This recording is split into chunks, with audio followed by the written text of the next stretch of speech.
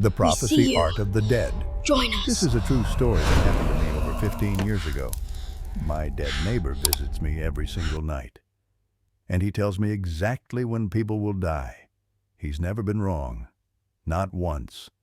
And 3 nights ago, he whispered something that changed everything. I'm Mateo Reyes. I'm 31 years old, and I haven't had a real conversation with another human being in over a decade. I live alone in a small house on the outskirts of Querétaro, Mexico, working as a freelance programmer.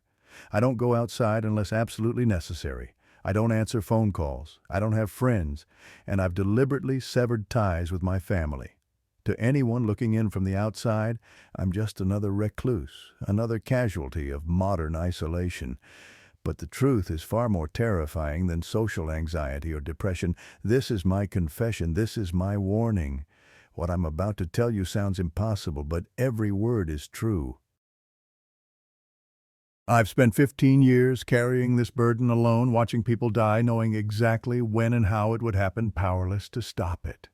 And now, as I approach the final stage of something I don't fully understand, I need someone to know. I need someone to witness what happened to me. Because if you're reading this, if you're listening to this story, then maybe you can avoid my fate. Maybe you can recognize the signs before it's too late. It started in 2009. I was 16 years old, living in Guadalajara with my parents in a neighborhood called Colonia Americana. If you've ever been there, you know it's one of the older parts of the city, filled with French-style houses from the early 20th century, tree-lined streets where jacaranda blossoms paint everything purple in spring. It was the kind of place where everyone knew each other's names, where Doña Carmen sold tamales on the corner every Sunday morning, where old Señor Esteban still fixed bicycles in his open garage despite being 70 years old. It was peaceful, safe, the kind of neighborhood where nothing bad was supposed to happen. My bedroom was on the second floor of our house with a large window that looked directly into the backyard of the house next door. I'd spent countless hours at that window over the years doing homework at the desk, positioned right beneath it, occasionally glancing outside, without really thinking about it. From that vantage point, I could see almost their entire backyard. The old avocado tree in the center, the cracked concrete patio, the rusty lawn furniture that nobody ever sat in. My life back then was simple. Typical teenage concerns consumed most of my mental energy. I played forward on my school's soccer team, spent Friday evenings at Parque Agua Azul with friends, struggled through calculus homework, and harbored a massive crush on a girl named Valeria Torres, who sat in front of me in literature class.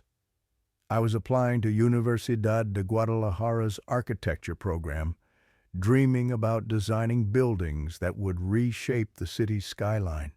I had friends, family, a future. I was happy in that thoughtless way that only teenagers can be happy before the weight of the world makes itself fully known.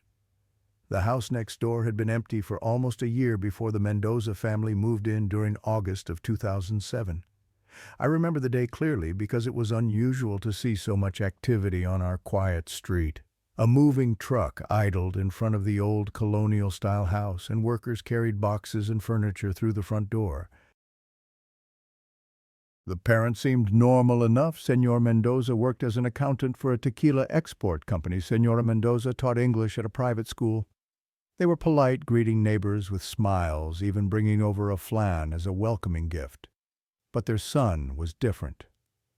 Rafael Mendoza emerged from the moving truck like something from another world entirely. 16 years old, my age, but there was nothing remotely normal about him. He was tall and painfully thin, the kind of thin that looked unhealthy, skeletal. His skin held an unnatural pallor as if he hadn't seen sunlight in years. Long black hair fell across his face, obscuring most of his features. He wore a black long-sleeved shirt despite the oppressive August heat of Jalisco torn jeans that looked 3 sizes too big, and heavy black boots that had clearly belonged to someone else first. But what struck me most was the way he moved. He clutched a black leather notebook against his chest and walked straight into the house without acknowledging anyone, without looking around, without any curiosity about his new home or neighborhood. My mother, watching from our window, remarked that he seemed shy. But I knew even then that shy wasn't the right word. It was deliberate separation, as if Rafael had already decided that the rest of the world wasn't worth his attention. We ended up at the same school, Preparatoria Benito Juarez, same grade, same year, but we never spoke. Not once in the 2 years he lived next door. Rafael occupied the back corner desk by the window, in every class, earbuds constantly plugged in, whether teachers called on him or not.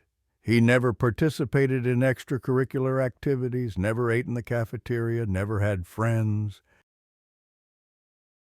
During breaks, while we played soccer or clustered under trees gossiping and laughing, Rafael sat alone beneath an old laurel tree at the far end of the campus, writing in that black notebook that never left his side. The rumors started almost immediately. Fernando, one of my teammates, swore he'd seen Rafael in the library reading books about witchcraft and ancient rituals. The book had pentagrams and weird symbols, Fernando insisted. He's Satan's son, I'm telling you. Camila, a girl from chemistry class, claimed that once she'd accidentally brushed against Rafael's shoulder in the hallway, and he'd turned to look at her with eyes that had nothing behind them, like looking into a bottomless well. Senor Rodriguez, our history teacher, tried to reach out to Rafael after he'd written an exceptional essay on the conquest of Tenochtitlan. I overheard him telling another teacher in the faculty lounge, "The boy answered my questions but never once looked at my face. He kept staring over my shoulder like someone was standing behind me, but there was nobody there. I checked." The stories grew increasingly bizarre. People claimed Rafael talked to graves in the San Miguel cemetery every Friday night. Others said he drew strange symbols in his notebooks, images of eyes with clocks inside them, skeletal hands grasping at stars. The girls whispered that he stared at them in ways that made their skin crawl. The truth was simpler and sadder than any rumor. Nobody really cared enough to know Rafael. He was a joke, a source of entertainment during lunch breaks, a name to avoid. And I was no different from anyone else. I never spoke to him, never defended him, never even acknowledged his existence beyond those accidental glimpses from my bedroom window. But I watched him. From my window, almost every evening I watched. I told myself it was coincidental, that I just happened to be doing homework near the window, that my eyes just happened to drift to the yard next door where Rafael spent hours sitting beneath that avocado tree. He sat there for what felt like forever sometimes. No phone, no music, just the black notebook and a fountain pen. Sometimes he wrote continuously, his hand moving like it was possessed. Sometimes he just stared at the sky, waiting for something. One night in late February 2009, I witnessed something that should have told me everything. Rafael sat in his usual spot beneath the tree, but this time he wasn't writing. He was looking up, looking directly at my window, looking directly at me. I jerked back instinctively, heart hammering. My lamp was on. He couldn't possibly see me clearly through the glare, could he? But for 30 full seconds that felt like 30 hours, Rafael didn't move. He just stared. And on his face, barely visible in the dim light from his kitchen window, was a smile. Thin, sad, meaningful. Then he looked back down at his notebook and wrote a single line, just one. After 2 full minutes of writing nothing, he wrote one line, closed the book, and walked inside. I didn't sleep that night.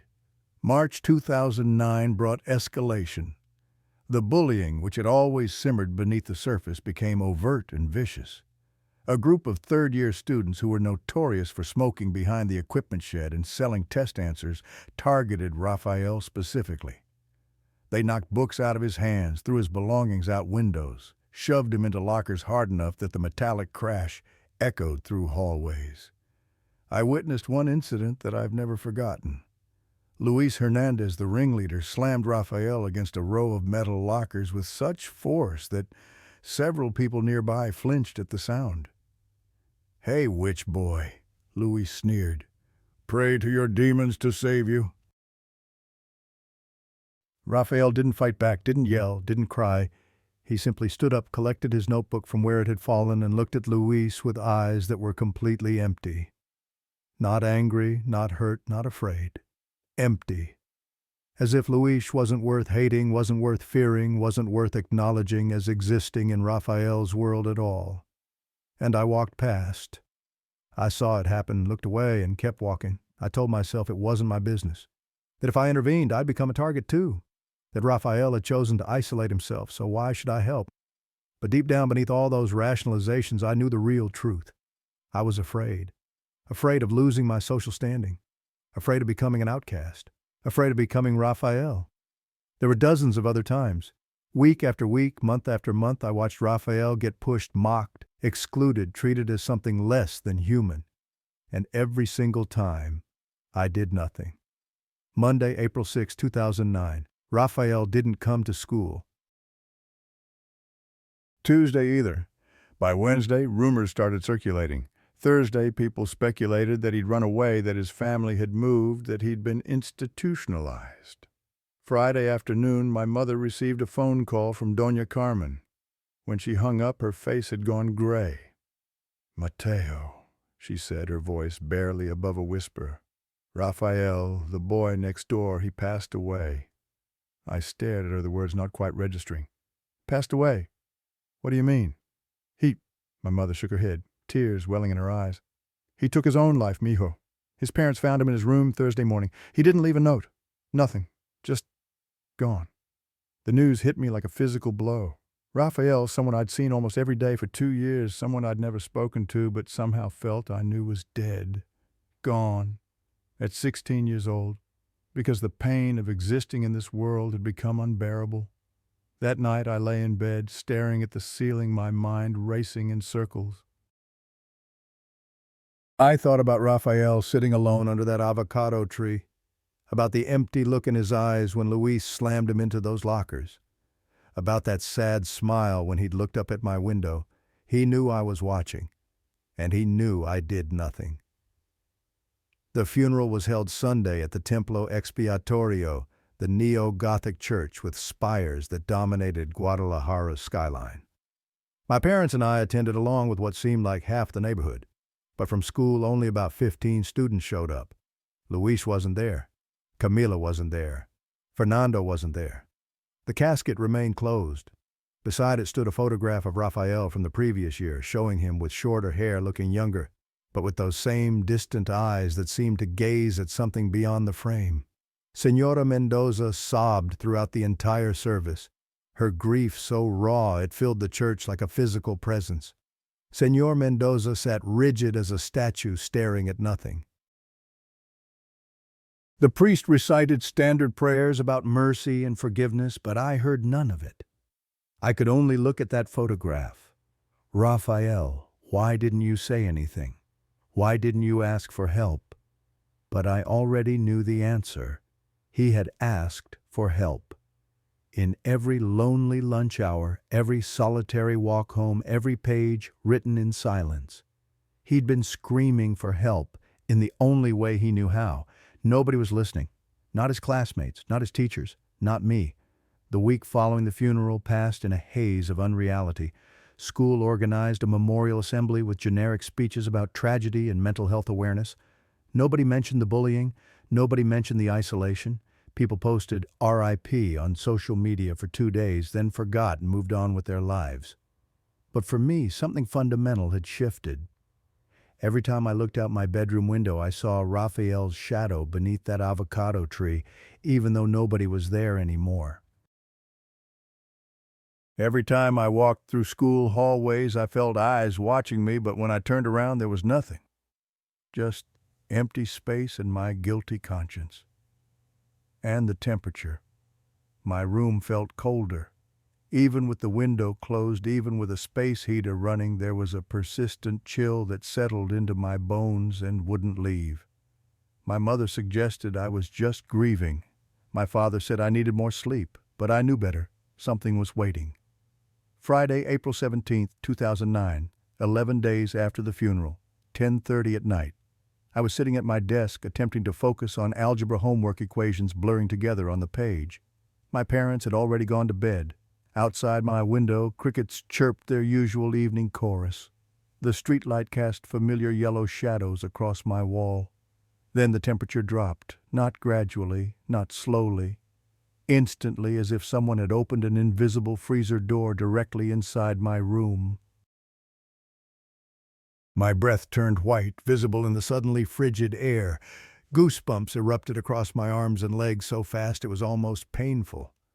The desk lamp flickered, once, twice, 3 times. Then it stabilized, but the light had changed, weakened, taken on a sickly blue-gray quality that made everything in my room look diseased. And I smelled it. The smell that would come to define the next 15 years of my life.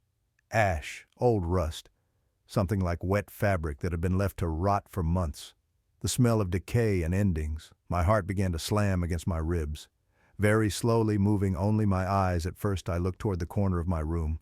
Rafael stood there, not appeared, not materialized. He was simply there as if he had always been there and I'd only just noticed. He wore the same black long-sleeve shirt, the same torn jeans, the same oversized boots. His long hair still fell across his face, but his skin had changed. It was gray now, ash gray. The gray of something that had started to decay. And his eyes, those eyes I'd watched from my window for 763 days, glowed with a pale greenish light like fireflies trapped in a graveyard. I couldn't breathe, couldn't move, couldn't scream. Rafael tilted his head in that strange, bird-like gesture I'd seen him make when he was alive. Then he spoke, but his voice didn't come from his mouth. It came from inside my head, resonating in my skull like someone had placed speakers directly against my brain.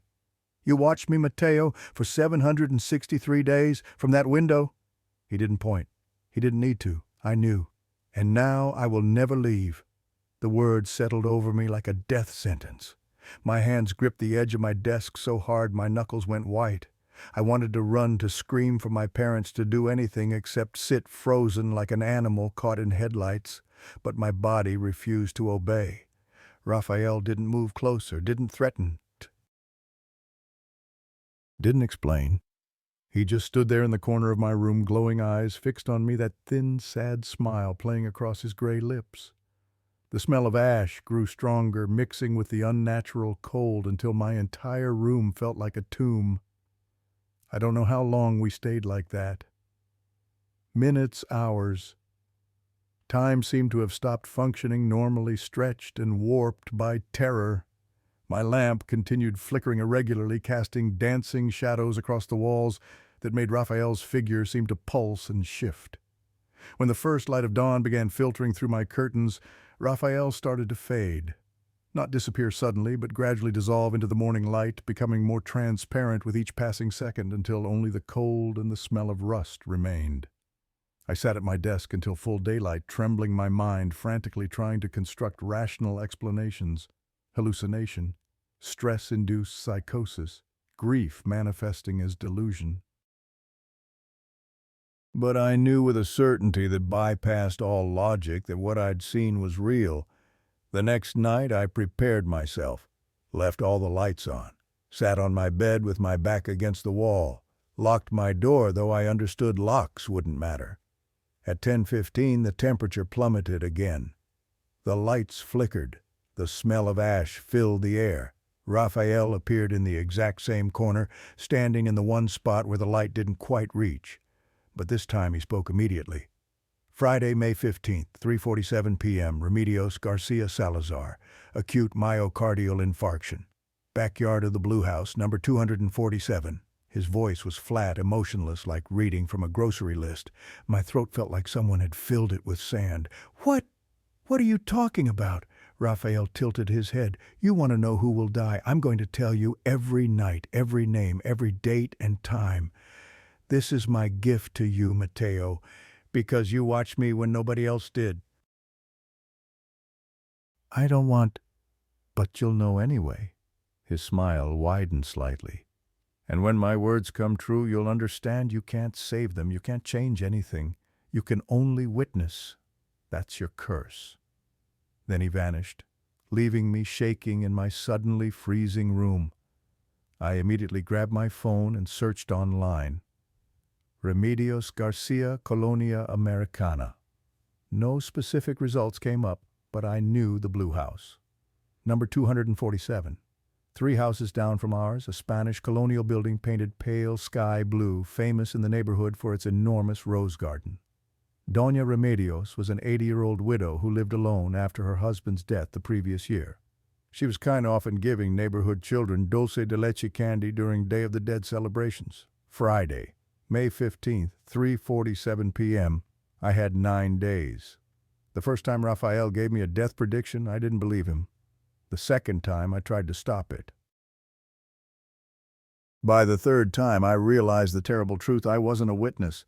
I was the instrument. Those 9 days felt like 9 years. Every night, Rafael returned, but he wouldn't elaborate on the prediction. He just stood in various places throughout my room watching me with those glowing eyes. Sometimes in the corner, sometimes at the foot of my bed. Once I woke at 3 in the morning to find him standing by my window staring down at the Mendoza family's backyard at the spot beneath the avocado tree where he used to sit when he was alive. I tried to talk to him, asked why, asked how he knew, asked if I could prevent it. Rafael never answered. He only smiled that terrible smile and watched. Thursday, May 14th, the day before the prediction was supposed to come true, I made a decision. I couldn't just sit and wait for an old woman to die. If Rafael was telling the truth, if this wasn't some elaborate stress-induced hallucination, then I had a responsibility to warn someone.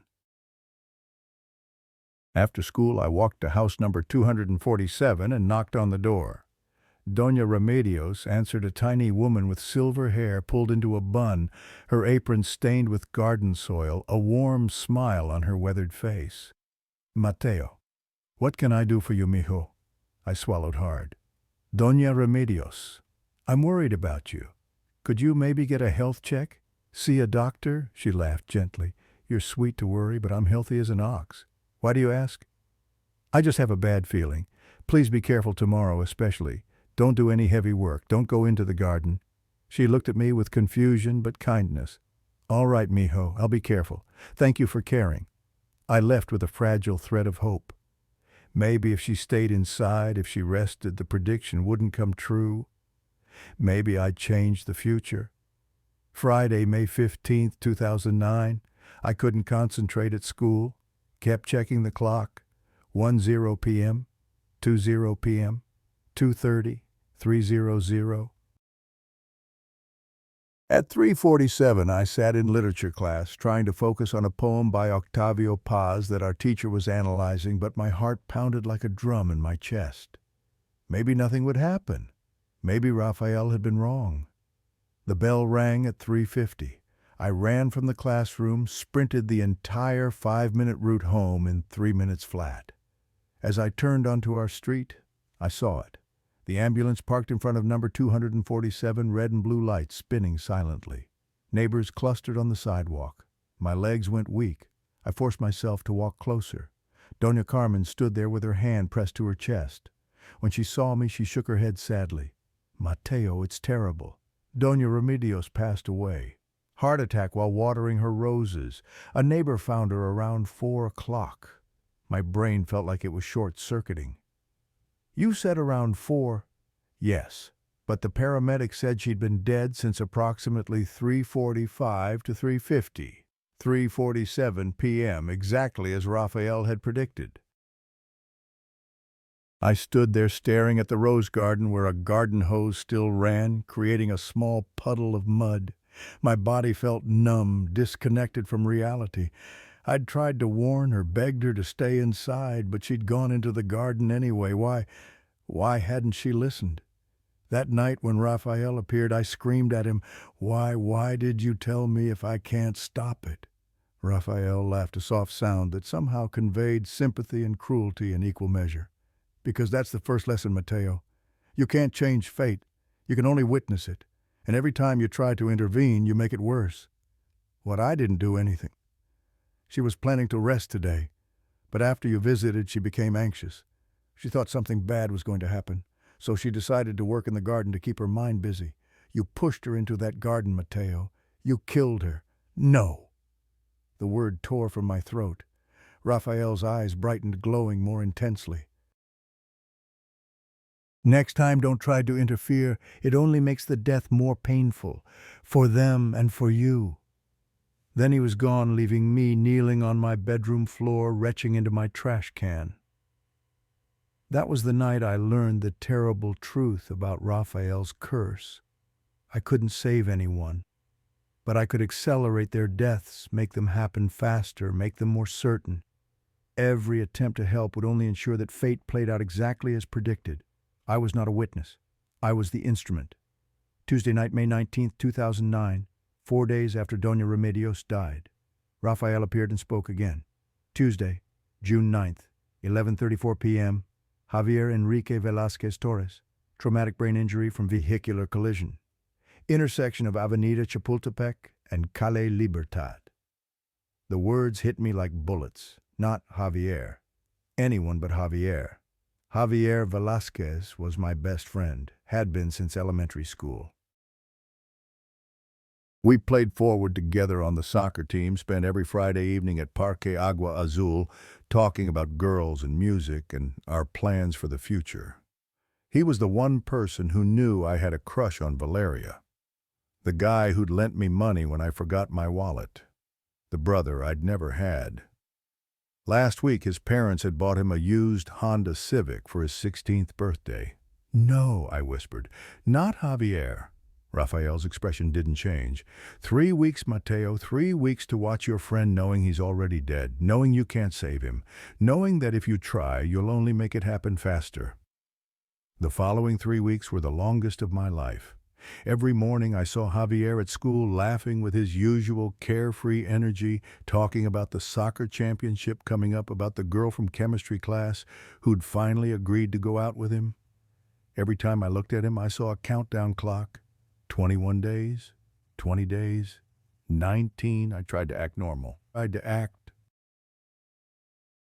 Tried to laugh at his jokes, participate in conversations about nothing, pretend my world hadn't tilted into nightmare. But Javier noticed. "Man, you've been weird lately," he said one afternoon. "Ever since that old lady died. You okay?" "Just tired," I lied. I started inviting Javier over every evening. Made up excuses about needing help with homework, wanting to play FIFA, anything to keep him at my house where I could watch him, where he wouldn't be driving. For the first week, he thought it was great. For the second week, he started getting suspicious. "Dude, why are you being so clingy?" he asked, half joking, but with real confusion underneath. "Just want to hang out," I said, forcing a smile. "We're graduating soon. Might not get many more chances." By the third week, I developed a plan. On June 9th, I would keep Javier at my house all evening. We'd play video games, watch movies, do whatever it took to keep him from getting in that car. If he never reached that intersection, the prediction couldn't come true. Rafael appeared every night, watching me scheme, that knowing smile growing wider. He never said a word. He didn't need to. June 9th, 2009. The day felt surreal, like moving through water. After school, I convinced Javier to come over. "Big FIFA tournament," I told him. "You, me all night." "Can't do all night," Javier said. "Got to study for that math final." "Just until 11, I pressed. He agreed. We played FIFA in my room, ate pizza, talked about nothing. I kept checking the clock. 8:00 p.m., 9:00 p.m., 10:00 p.m. At 10:30, Javier's phone rang. His expression changed from relaxed to concerned. "Yeah, Mama, okay. How high? Okay, I'll go right now." He hung up and stood. "Sorry, man. My little sister has a fever. Mom needs me to go pick up medicine from the 24-hour pharmacy." Panic flooded through me. "No, I mean I'll go. I'll get it for you." Javier looked at me like I'd lost my mind. "Mateo, what the hell? It's my sister. I need to go. Let me go on my bike. It'll be faster. You stay here and—" "Dude!" Javier put his hand on my shoulder. "Are you okay, seriously? You've been acting insane for weeks. It's just a 10-minute drive to the pharmacy." "Javier, please." My voice cracked. "Please don't go. Please just stay here." He pulled away, genuine worry in his eyes now. "You're scaring me, man. What's wrong with you?" I couldn't answer. "I'm fine," I finally said. "Just be careful driving, okay?" "Always am." He grabbed his keys and headed for the door. "See you tomorrow at school." I watched him leave, watched him get into his Honda Civic, watched him drive away into the night. I looked at the clock, 10:45 p.m. 49 minutes until 11:34. I ran. Grabbed my phone, my shoes, and ran out the door. The intersection was about 15 minutes by foot. If I sprinted, if I pushed myself harder than I'd ever pushed, I could get there in 10 minutes. I could be there when Javier passed through. I could flag him down, make him stop, keep him safe. My lungs burned, my legs screamed. I ran past closed shops, past late-night taco stands, past couples strolling hand in hand. I reached the intersection at 11:28 p.m., 6 minutes to spare. I stood on the corner, chest heaving, sweat pouring down my face. The traffic light cycled through its pattern, red, green, yellow, red again, 11:30, 4 minutes, 11:32, 2 minutes. My heart hammered so hard I thought it might break my ribs. 11:33, 1 minute, then I saw it. Headlights approaching from the east, the familiar shape of a Honda Civic, Javier's car. He was driving toward the intersection. The light was green for him. From the south, another vehicle approached. A large delivery truck moving fast, too fast. The light was red for the truck. Red meant stop. It didn't stop. "Javier!" I screamed, but my voice was lost in the sound of engines. 11:34 p.m. The truck ran the red light at full speed and slammed into the driver's side of Javier's Honda. The sound was indescribable, metal tearing glass, exploding the physics of violence translated into audio. The Honda spun twice before crumpling against a light pole. I fell to my knees on the sidewalk, hands pressed over my face, screaming into my palms. People started running toward the wreckage. Someone screamed, car alarms wailed, steam hissed from ruptured radiators. The ambulance arrived 7 minutes later. They pulled Javier from the wreckage, and I saw them working on him, saw the desperate efficiency of paramedics who knew they were fighting a losing battle. He died on impact, massive head trauma. The police investigation revealed the truck driver hadn't been drinking. He was a 50-year-old man with a clean driving record. He told investigators, tears streaming down his face. There was something on the road, a dark shadow. I slammed the brakes, but they didn't work. The mechanics found nothing wrong with the brakes, but I knew the truth. I had been there. My presence at that intersection had activated something, some mechanism of fate that ensured Rafael's prediction came true. I killed Javier, not the truck driver, me. That night, Rafael appeared earlier than usual. "Now you understand?" he said, his voice soft, almost gentle. "You're not just a witness, Mateo. You're part of the mechanism. Every prediction I give you, every attempt you make to change it, these are all threads in a tapestry already woven. Your actions don't prevent the deaths. They cause them." "Why?" My voice sounded dead. "Why are you doing this to me?"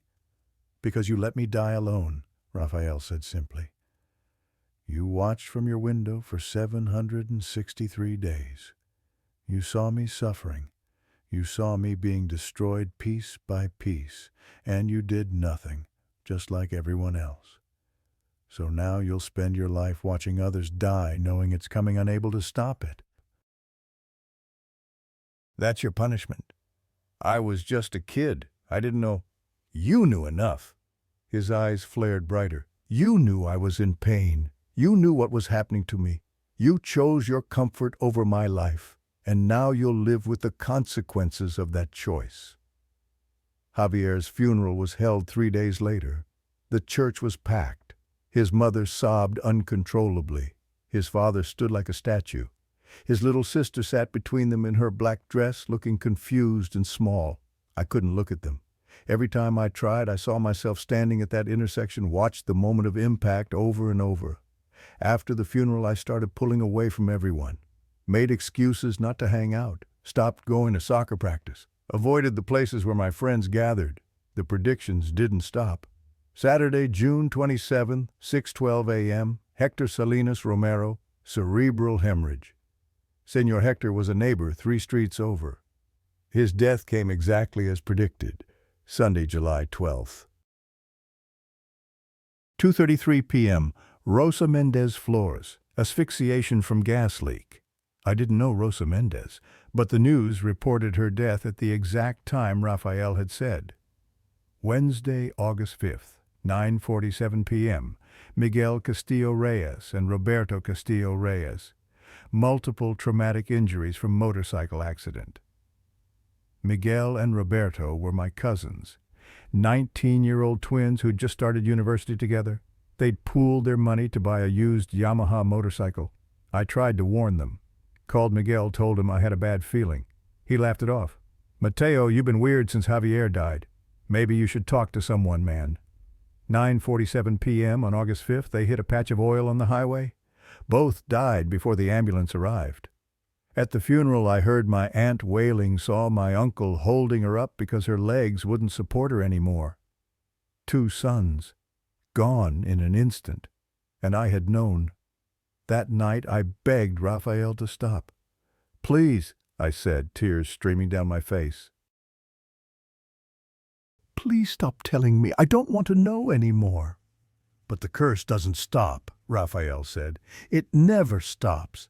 Every night I'll give you names and dates and times, and you'll know. You'll carry that knowledge like I carried mine when I was alive. The difference is I only saw deaths around me. You're causing them. I'm not causing anything." "Aren't you?" His head tilted. "Doña Remedios went into her garden because you warned her. Javier drove through that intersection because you kept him at your house, delaying him until precisely 11:34. Miguel and Roberto were extra careful that night because you called so careful they were distracted, which made them tense, which made Miguel overcorrect when they hit that oil. Every single time your interference creates the exact circumstances that fulfill the prediction." I wanted to argue, but the evidence was overwhelming. I was the common denominator in all these deaths. "What do you want from me?" I whispered. Rafael smiled. "Fael." "There is no end. There's only continuation. You'll live with this curse, watching people die knowing you're the reason it happens. And slowly, piece by piece, it will destroy everything human inside you, until you're as empty as I was, until you're as alone as I was." September brought 3 more predictions. October brought 5. By November, I'd stopped trying to warn anyone. Better to stay silent, to carry the knowledge alone, to watch fate unfold without interference. But that decision brought its own torture. Knowing when someone would die and doing nothing felt like murder through inaction. December 2009, the prediction I'd been dreading. Monday, December 28th, 4:17 a.m., Guadalupe Morales de la Cruz, congestive heart failure in her sleep. Guadalupe Morales de la Cruz, my grandmother. The woman who'd raised me as much as my parents had, who'd taught me to make tamales every Christmas, who'd told me stories of La Llorona when I was small, who'd held me when I cried over a failed math test in 4th grade. And she would die in 3 days. Christmas that year was agony. Our extended family gathered at our house as always. Laughter, music, food, gifts. My grandmother sat in her favorite chair surrounded by children and grandchildren, smiling that warm smile that had been a constant in my life. She looked healthy, happy, alive, and I knew, in less than 72 hours, she would be gone. I wanted to spend every second with her, wanted to memorize her face, her voice, her laugh, but every moment felt hollow. Every hug felt like goodbye. December 28th, 3:00 a.m. I lay in my bed, unable to sleep, watching the clock. 3:15, 3:30, 3:45. At 4:00, I heard movement from my grandmother's room down the hall, my father's voice urgent, my mother's gasp. I stayed in bed. I already knew what they'd find. 4:17 a.m., my mother's scream confirmed it. They found my grandmother in bed, hands folded over her chest, face peaceful. The doctor said it was congestive heart failure, quick and painless. She'd died in her sleep. My mother collapsed with grief. My father held her. Aunts, uncles, cousins, everyone fell apart. and I stood there dry-eyed, feeling nothing. Not because I didn't love her, but because I'd already mourned her death 3 days ago. At the funeral, watching my family shatter under the weight of their loss, I made my decision. The curse was real. The predictions were inevitable. And as long as I remained close to people I loved, Rafael would continue giving me their death dates. My presence in their lives was a death sentence waiting to be pronounced. There was only one solution: I had to leave. Had to cut myself off completely. If I was alone, if I loved no one and let no one love me, then maybe the curse couldn't hurt anyone else. Maybe isolation was the only protection I could offer. They say loneliness is a choice, but for me it was survival. 15 years of living like a ghost, avoiding every connection, every friendship, every love. Not because I didn't crave it, but because I knew anyone I cared about Rafael would take away. June 2010, graduation day. I stood in the auditorium wearing a navy blue gown, clutching a diploma, and felt absolutely nothing. Around me, classmates hugged and cried and laughed. Parents beamed with pride. I saw none of it. When I looked at the crowd, I didn't see people. I saw expiration dates waiting to be announced. Valeria approached me after the ceremony. "Mateo, we made it." She hugged me, and the scent of jasmine from her perfume made my chest ache. For just a moment, I remembered what it felt like to be normal. "We should stay in touch," she continued. "I'm going to UNAM in Mexico City, but I'll be back for holidays. Maybe we could—" "I don't know," I interrupted, my voice colder than I intended. "I'm going to be pretty busy." Her smile faltered. "Oh, okay. Well, good luck, Mateo." She walked away, and I watched her go, wanting to call her back, but knowing I couldn't. Because if I let Valeria into my life, Rafael would eventually whisper her name and death date. Better to be alone, safer for everyone. My parents expected me to enroll at Universidad de Guadalajara. Instead, I told them I needed a gap year to find myself. "Mijo, are you sure?" my mother asked. "You've wanted this since you were little." "I just need some time," I said, not meeting her eyes. What I really wanted was to disappear. July 2010. I found work at an electronics manufacturing plant in the industrial zone. Night shift 10 p.m. to 6 a.m. assembling circuit boards. The work was mindless, repetitive, required no thought and minimal interaction. Perfect. I rented a small apartment in Colonia Oblatos, 1 bedroom, a kitchenette, a bathroom where the hot water worked intermittently. The walls showed water damage. A single flickering bulb hung from the ceiling. It was perfect because it was mine, because it was far from my family, because it was exactly what I deserved. My parents cried when I moved out. "Why do you have to go?" my mother asked. "You can work and live at home." "I need my own space," I said. My father studied me with eyes that saw too much. "Mijo, what happened to you? Ever since Javier died, since Abuelita, you're different." I wanted to tell him everything. But how could I make them understand I'm just growing up, I said instead. I thought leaving would help. Thought maybe distance would weaken Rafael's hold. I was wrong. The first night in my new apartment, I unpacked my few belongings and tried to convince myself I'd made the right choice. The apartment was quiet. No family conversations. No reminders of the life I'd abandoned. Just silence and solitude. At 10:30 p.m., the temperature plummeted. Rafael sat on the bare floor, back against the peeling wall, knees pulled to his chest, the exact position I'd watched him take beneath the avocado tree hundreds of times. "Did you think you could run?" His voice resonated inside my skull. "We're connected, Mateo. You watched me. You witnessed me, and now I'm part of you, forever." "I don't want this," I whispered, "but you have it. And you'll have it until the transformation completes. Every death you witness through me changes you, piece by piece, until there's nothing left of the boy you were." "What transformation?" Rafael smiled. "You'll understand soon enough." The next 4 years blurred into gray monotony. Work, sleep, death predictions. I showed up at the factory, assembled circuit boards, collected my paycheck, went home. Co-workers tried to make conversation at first. I answered in monosyllables until they stopped asking. Eventually I became, That weird guy on line 3. Rafael appeared every night without fail, sometimes with predictions, sometimes just to watch. His presence became as routine as breathing. The predictions expanded beyond people I knew. Now Rafael gave me names of strangers. Thursday, October 14, 2011, 2:36 p.m., Juan Alfredo Martinez Ruiz, night shift supervisor, myocardial infarction. Juan collapsed on the factory floor at exactly 2:36 p.m., dead before the ambulance arrived. Sunday, February 3, 2013, 7:12 p.m., Maria Guadalupe Sanchez, neighbor, apartment 4B, smoke inhalation. I'd never spoken to Maria, but that Sunday evening I heard screaming, smelled smoke, saw emergency vehicles. A woman dead from gas poisoning. The time matched perfectly. Each prediction added another entry to the notebook I kept hidden.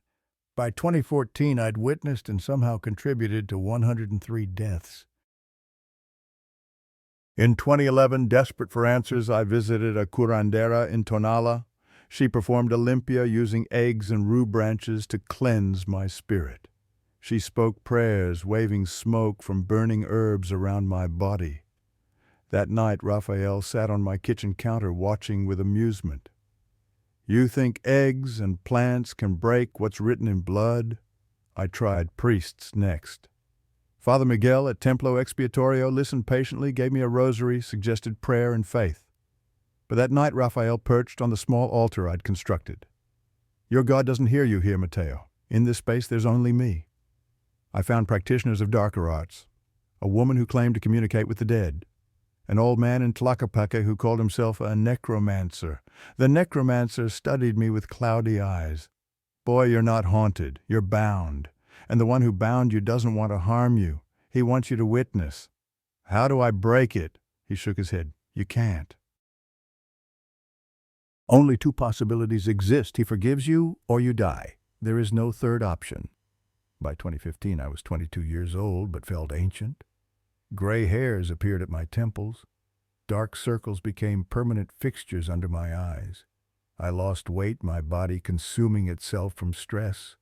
I looked like Rafael had looked when he was alive, lost, disconnected, slowly fading. The years continued. 2016, 2017, 2018. I moved 3 times: Mexico City, Monterrey, Querétaro, but Rafael followed every time. I changed jobs, learned programming online, became a freelance developer. I earned enough to survive, nothing more. The predictions accelerated. Some weeks brought 2 or 3 names. Some months brought 7 or 8. Strangers mostly, but occasionally, sickeningly, someone from my past. Fernando Jimenez Garcia, former teammate, pneumonia complications. Camila Soto Ramirez, former classmate, vehicular accident. Each name a reminder of the life I'd abandoned. My parents tried to maintain contact. Phone calls I rarely answered. In March 2019, they visited. My mother cried when she saw me, shocked by my appearance, my skeletal body, my hollow eyes. "Mijo, you're killing yourself," she pleaded. "Whatever's wrong, please let us help." "I'm fine, Mama." "You're not fine," my father's voice cracked. "You're 30 years old and living like a hermit. What happened to you?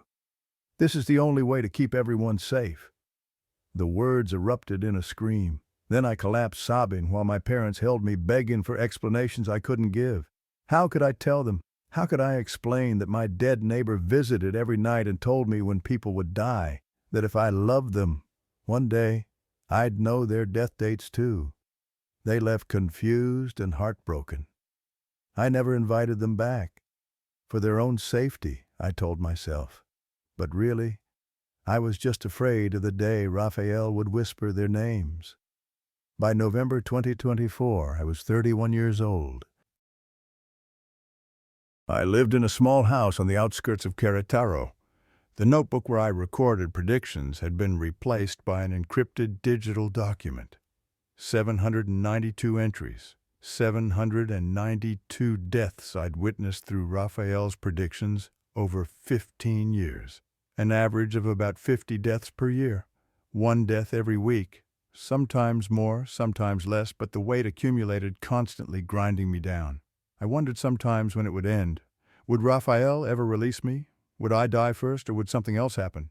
Some final transformation that Rafael hinted at but never explained. Tonight, November 18th, 2024, Rafael arrived early, 9:00 p.m. instead of his usual 10:30. I was working coding a website for a client in California. The temperature plummeted. The smell of ash intensified. My computer monitor flickered. "Hello, Rafael," I said without turning around, my voice flat. After 15 years, his appearances had become as routine as breathing. "Hello, Mateo." He moved to stand beside me, a habit he'd developed in recent years. "Who's tonight?" I asked, fingers still typing. Silence. Strange. Rafael always announced the prediction immediately. I turned to look at him. His eyes, usually glowing pale green, had changed. They burned with deep crimson light, the color of fresh blood. "Rafael." He smiled, but it wasn't his smile. The expression was wrong, too wide, belonging to something wearing Rafael's face. "I have something special tonight, Mateo, something that changes everything." My heart began to pound. "What?" "For 15 years you've carried this curse, witnessed 792 deaths, isolated yourself to protect others, sacrificed everything, your education, your family, your future, any chance at happiness, all to keep the people you loved safe from my predictions."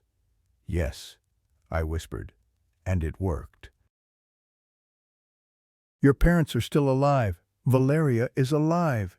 Everyone you deliberately cut out of your life 15 years ago, they're alive because you never let me get close enough to predict their deaths." I stared at him, not understanding where this was going. "But there's something you don't know about the curse," Rafael continued. "Something I've been waiting 15 years to tell you." "What?" His crimson eyes blazed brighter. "The curse wasn't about making you witness deaths, Mateo. That was just a mechanism. The real curse was about transforming you into what I was, isolated, alone, destroyed by knowledge no one should carry, and in that it succeeded perfectly." "I don't understand." "You became exactly what I was when I was alive. You isolated yourself. You pushed everyone away. You lived in constant fear and guilt. You destroyed your own life trying to protect others." His smile widened. "And that was the punishment, not the predictions, not the deaths. The punishment was watching you destroy yourself voluntarily, thinking it was noble, thinking it was necessary, when really it was just the curse eating you alive from the inside." The words hit me like a physical blow. "What are you saying?" "I'm saying the predictions were never about fate, Mateo. They were about fear.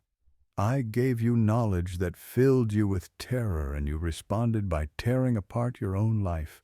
Every choice you made, leaving your family, abandoning your dreams, living in isolation, those weren't necessary to protect anyone.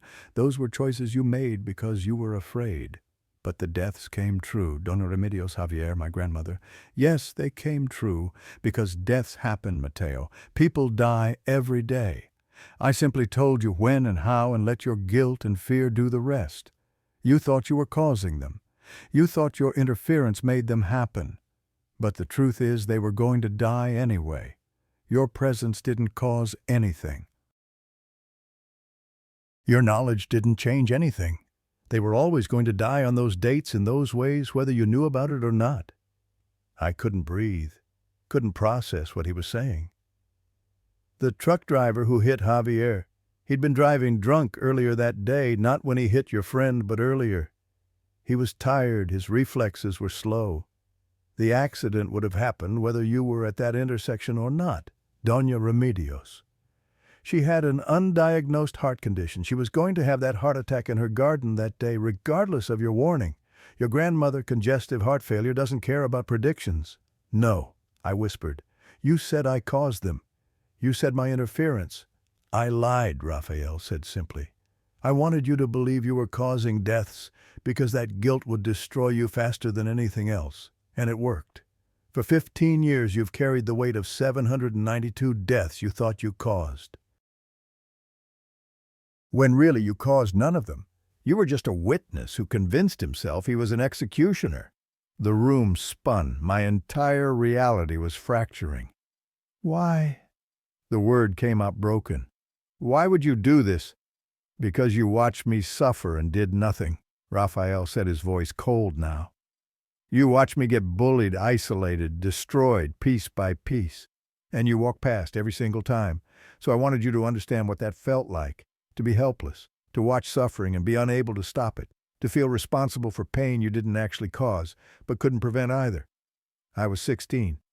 So was I. His eyes flared. I was 16 and in agony, and you did nothing. So I made sure you'd spend 15 years in your own version of agony. And now finally you understand. You understand what it feels like to be trapped in your own head, carrying unbearable knowledge, isolated from everyone, slowly dying inside, while the world moves on without you. Tears streamed down my face. What happens now?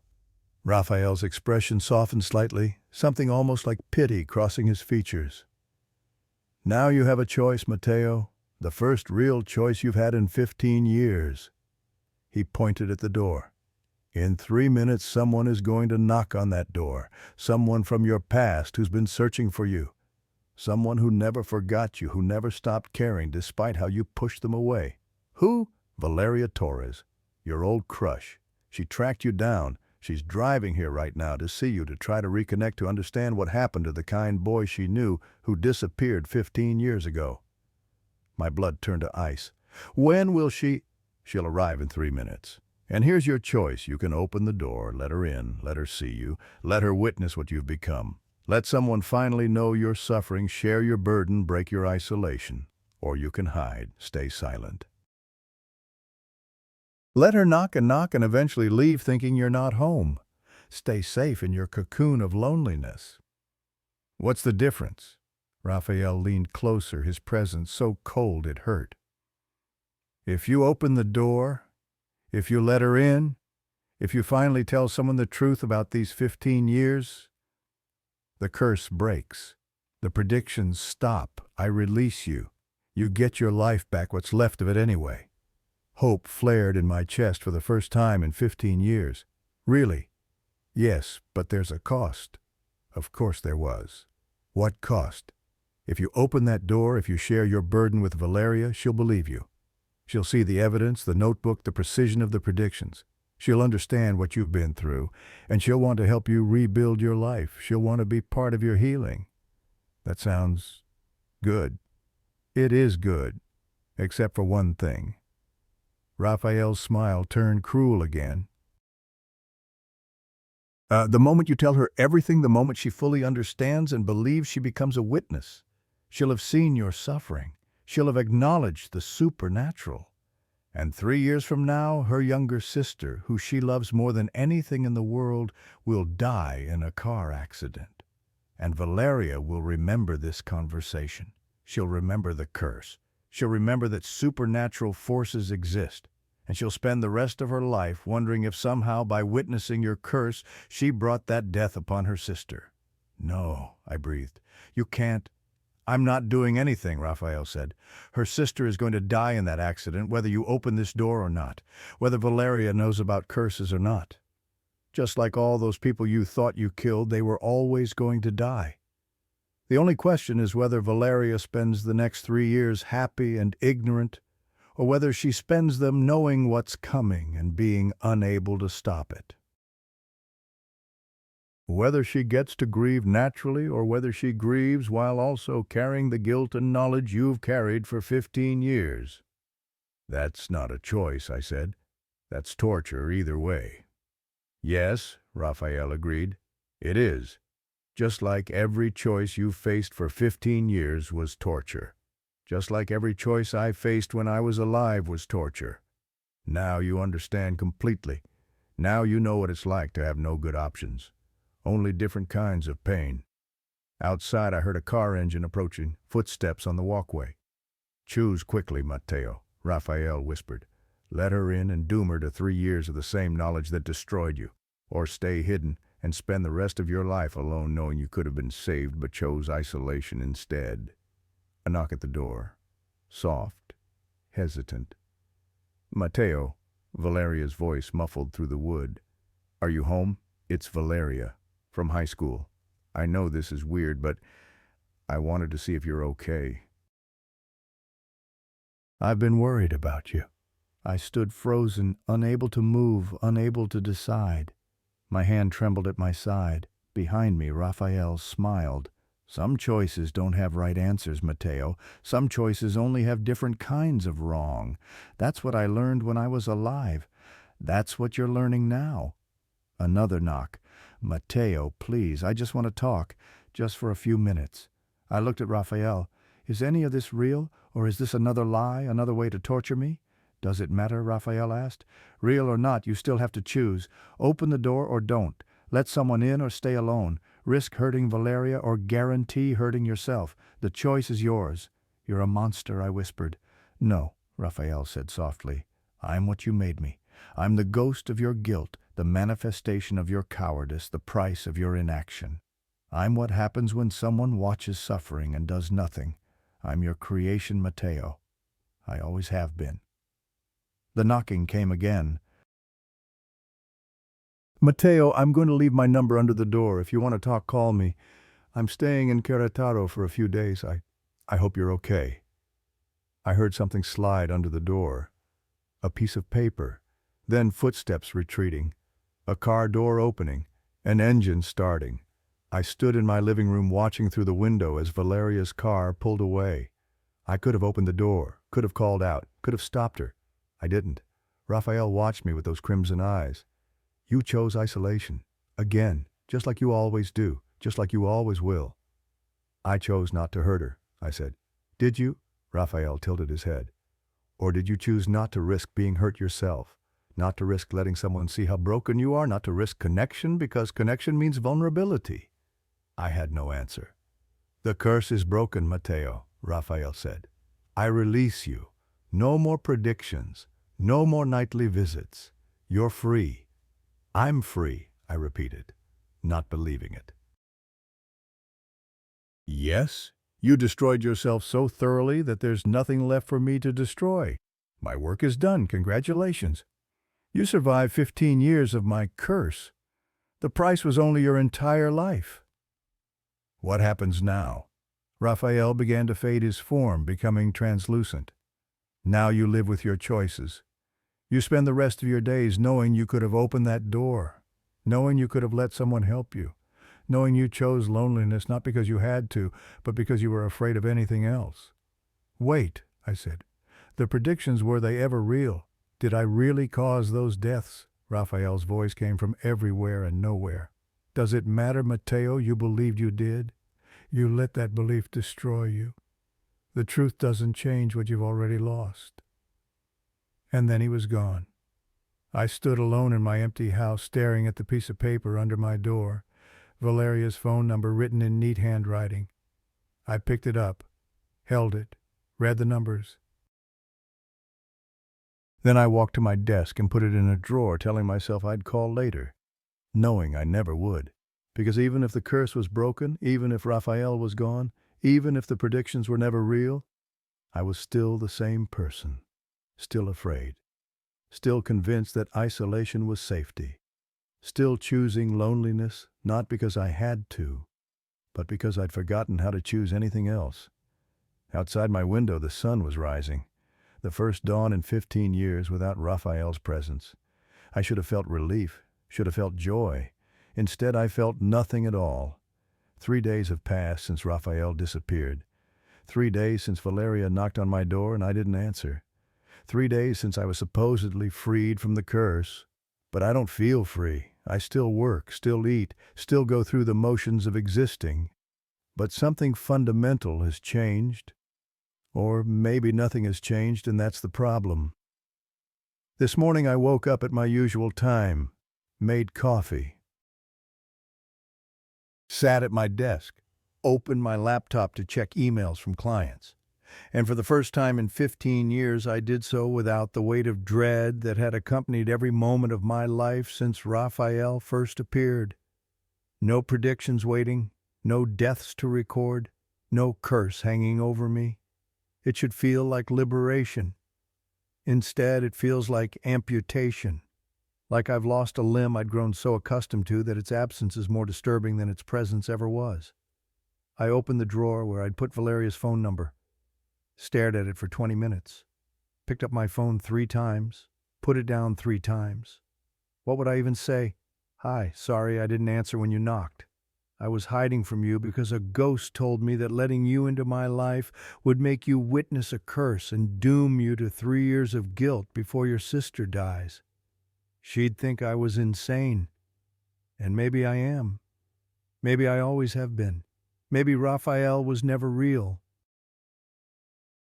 Maybe the last 15 years were an extended psychotic break and I destroyed my own life over a delusion. Or maybe he was real and the curse was real. And I really did spend 15 years watching people die because I was too cowardly to intervene in a bullying situation when I was 16. Does it matter which is true? The result is the same. I'm 31 years old, completely alone with no education beyond high school, no relationships, no prospects, no life worth living. I put Valeria's number back in the drawer. On day 4, something strange happens. I'm working same as always when my computer freezes.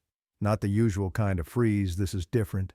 The screen goes black, then displays a single line of green text, like something from an old DOS terminal, witness protocol activated. I stare at it, finger hovering over the power button, when more text appears. Host transformation 79. 2% complete. Predicted deaths witnessed 792 inches. Required for full transformation 1000. Estimated time to completion 4.7 years. My blood runs cold. I grab my phone thinking I'll call someone, police, a psychiatrist, anyone, when I notice something wrong with my reflection in the darkened computer screen. My eyes, they're glowing, just faintly barely visible in the dim light of my office. A pale greenish light like Rafael's eyes. I run to the bathroom mirror. In the harsh fluorescent lighting, the glow is unmistakable. My eyes are definitely glowing that same supernatural light I'd seen in Rafael's eyes for 15 years. I splash water on my face, but the glow doesn't diminish. I close my eyes, count to 10, open them again. Still glowing. My hands are shaking. I grip the sink to steady myself. That's when I notice my skin. It's paler than usual. Not dramatically so, but enough to notice. And there's a grayish tint to it like Rafael's skin. The computer text said 79.2% complete. Transformation into what? Into what Rafael was, into a ghost, into something that gives predictions to others. Rafael's final words come back to me. I'm what you made me. I'm the ghost of your guilt, the manifestation of your cowardice. What if he wasn't just speaking metaphorically? What if he was speaking literally? What if Rafael wasn't a ghost of the real Rafael Mendoza at all, but something that I created? A manifestation of my own guilt given form, given voice, given power. And if I created Rafael, then what am I becoming? I return to my computer. The screen has changed again. Now it displays a list, a familiar list. The 792 deaths I've witnessed over 15 years, complete with names, dates, times, causes. At the bottom of the list, new entries appear in real time. Tuesday, November 26, 2024, 3:42 p.m., Patricia Ramirez Gonzalez, stroke, apartment 7C. Wednesday, November 27, 2024, 11:19 p.m. Eduardo Santos Mejia, cardiac arrest, emergency room, hospital general. The predictions are continuing, but Rafael is gone. So where are they coming from? And then I understand. The horrible final truth that Rafael was trying to tell me when he said the transformation completes. The predictions weren't coming from Rafael. They were coming through him. And now at 79.2% transformation, they're starting to come through me. I'm not cursed to witness deaths. I'm becoming the curse itself. I'm transforming into the thing that gives predictions. In 208 more deaths in roughly 4.7 years, if the rate continues, I'll complete the transformation. I'll become a full manifestation, a ghost, a thing that attaches to someone else and forces them to witness deaths. Someone who watched me, someone who witnessed my suffering and did nothing, someone like I think about the people I pass on the street, The delivery drivers who bring packages, the clients I work with remotely. Anyone who's seen my face on a video call. Anyone who's observed my isolation, my suffering, my slow destruction. Any of them could become the next host when my transformation completes. Any of them could inherit this curse because they watched me suffer and did nothing to help. Just like I watched Rafael and did nothing. The cycle continues forever. Witness leads to guilt, leads to curse, leads to transformation, leads to new witness. I understand now why Rafael said it doesn't matter if the curse is real or not, because in either case, whether it's a supernatural force or a psychotic delusion, the result is the same. People suffer. People isolate. People destroy themselves trying to protect others from pain that was always going to happen anyway. And the worst part, I still have a choice. I could call Valeria, could tell her everything, could let her witness the glowing eyes, the transformation, the evidence that something supernatural is happening. If she truly witnessed and believed and cared, maybe it would reverse the transformation. Maybe bearing witness with compassion instead of apathy breaks the cycle. But if I'm wrong, if it doesn't break the cycle, then I just doom her to the same fate that doomed me. She becomes the next witness, the next guilty party, the next person who watches suffering and can't prevent it. I pick up my phone, pull up Valeria's number from the drawer. My thumb hovers over the call button. Behind me in the mirror, my reflection watches with glowing eyes. I put the phone down. Some cycles can't be broken. Some curses exist because people choose them again and again, always finding reasons not to reach out, not to connect, not to risk vulnerability. Rafael was right about one thing. I chose this. Not 15 years ago when I didn't defend him. I'm choosing it right now in this moment by putting the phone down instead of making the call. I'm choosing isolation because it's familiar. Because it's safe. Because after 15 years of believing connection leads to death, I can't remember how to believe anything else. I look at my computer screen. The list of deaths continues growing. 2 more names have appeared while I've been standing here. 794 deaths witnessed. 206 to go. I sit back down at my desk. Open my email. Continue working on the website for my client in California. Go through the motions of normal life while my eyes glow faintly in the darkness and my skin grows grayer by the day. In 4.7 years, I'll complete the transformation. I'll become a full manifestation. And somewhere, someone who's been watching me, maybe someone reading these very words, will inherit the curse. They'll think they're cursed to witness deaths. They won't realize until it's too late that they're not witnessing a curse. They're becoming one, and the cycle will continue forever, unless someone somewhere finally makes a different choice. Unless someone witnesses suffering and responds with compassion instead of apathy. Unless someone breaks the cycle, I'm too broken to break myself. But that's not my choice to make anymore. My transformation is 79.2% complete, and I've run out of chances to be saved. Outside my window, the sun sets on another day. In my computer screen, another name appears. 795 deaths witnessed, 205 to go. I keep working. Because what else is there to do? The curse was never Rafael. The curse was never the predictions. The curse is the choice made again and again across lifetimes and witnesses to look away from suffering instead of toward it. And I just made that choice one final time. Post-credits text. Mateo Reyes' last social media post was made on November 25, 2024. His freelance clients reported he stopped responding to emails in late March 2025. When his landlord entered the property in April 2025, after 3 months of missed rent, the house was empty. No furniture, no computers, no personal belongings, just a single piece of paper on the floor with a phone number written in neat handwriting. Local police found no evidence of foul play. Mateo Reyes was declared missing. The case remains open. If you've read this account, if you've witnessed Mateo's suffering, if you've observed his transformation, be careful in the coming days. Watch for the cold. Listen for the silence. Notice when lights flicker for no reason.